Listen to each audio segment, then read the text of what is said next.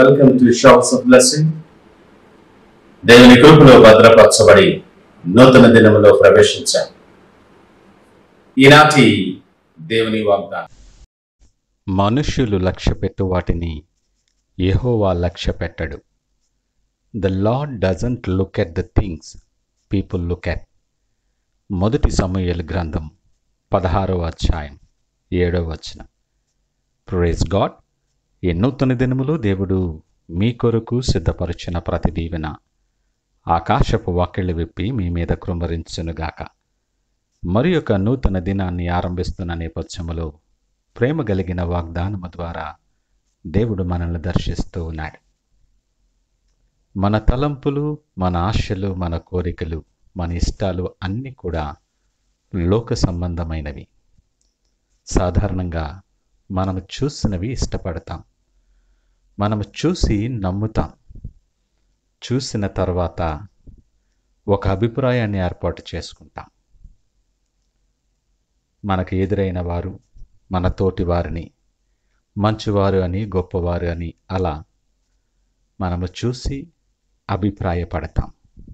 వాస్తవానికి కనిపించేవన్నీ చాలాసార్లు నిజాలు కాకపోయి ఉండొచ్చు. మనము చూసినట్లు దేవుడు చూడడని జ్ఞాపకము చేసుకోవాలి. ఆయన కంటికి కనబడక మరుగైనటువంటిది ఏమీ లేవు. లేఖనమంటుంది, ఆయన పై రూపాన్ని లక్ష్యపెట్టడు, హృదయాన్ని లక్ష్యపెట్టే దేవుడు. ఆలోచన నీ మనసుకు రాకముందే, మాట నీ నాలుకకు రాకముందే వాటిని ఎరిగినవాడు దేవుడు. తల్లి గర్భములో నీవింకా పిండముగా ఉండగానే ఆయన కన్నులు మనలను చూసెనను లేఖనం మాట్లాడుతుంది. జగత్తు పునాది వేయబడక మునుపే ఒక ప్రత్యేకమైన ప్రణాళిక చొప్పున మనలను ప్రేమించి ఆయన మనలను ఏర్పాటు చేసుకున్నాడు.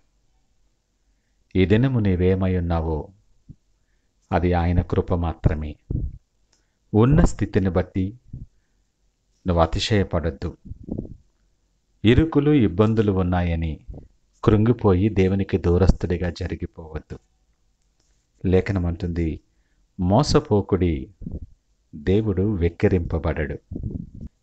ఈ లోకములో నీ ప్రవర్తనతో, చక్కని మాటలతో, నీ వేష భాషలతో మనుషులందరినీ ఆకట్టుకోవచ్చు, నువ్వు మభ్యపెట్టవచ్చు కూడా.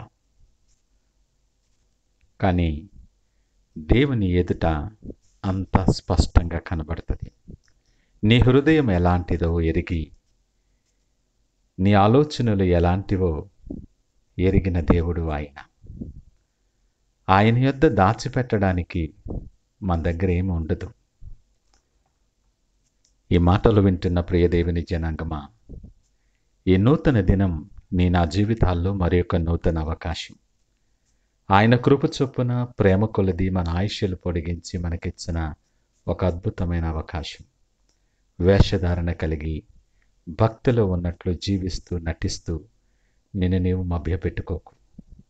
ఈ నూతన దినములో నీ హృదయ రహస్యములు ఎరిగిన దేవుణ్ణి, నీ చెదిరిన గుండెలు బాగు చేయగలిగిన వాడైనటువంటి దేవుణ్ణి, మరణము నుండి జీవమునకు, శాపము నుండి దీవెనకు నిన్ను నడిపించగలిగినటువంటి ఆయన సన్నిధిలో సాగిలపడి ఆయన వైపు చూస్తూ పశ్చాత్తాపముతో ప్రార్థన చేయి. ప్రభువా, నా యందు శుద్ధ హృదయము కలుగు చేయమని ప్రార్థన చేయి. నీ హృదయం పరిస్థితులను బట్టి కఠినమైపోయి ఉండొచ్చు. దానికి అనేకమైన కారణాలు, అనేకమైన అనుభవాలు నీతో పాటు ఉండి ఉండొచ్చు. కానీ రాతి గుండెను తీసివేసి మాంసపు గుండెను దయచేయగలిగిన వాడు ఆయన ఒక్కడే. ఈ నూతన దినము దేవుడు నీతో మాట్లాడుతుంటుండగా నిన్ను లక్ష్య పెట్టే దేవుడు,